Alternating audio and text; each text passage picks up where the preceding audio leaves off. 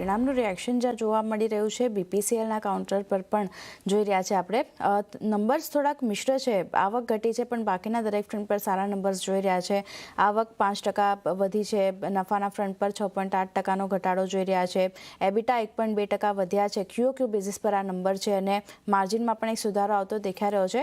સ્ટોકમાં એક પોઝિટિવિટી બનતી દેખાય છે, 3.25%ની આસપાસની તેજી. બીપીસીએલ કઈ રીતે પરિણામ અહીંયા જોઈ રહ્યા છો?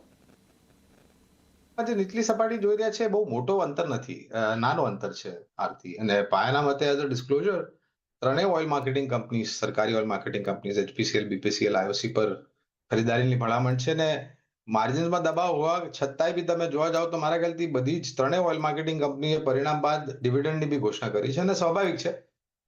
ભારતીય સરકાર સૌથી મોટો શેરધારક છે ઓઇલ માર્કેટિંગ કંપનીઝ અને બાકી અન્ય સરકારી કંપનીઓમાં.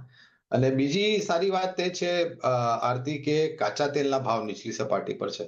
$65 નીચે બ્રેન્ટ કામકાજ કરી રહ્યો છે ને લગભગ $62 નીચે નાઇમેક્સ.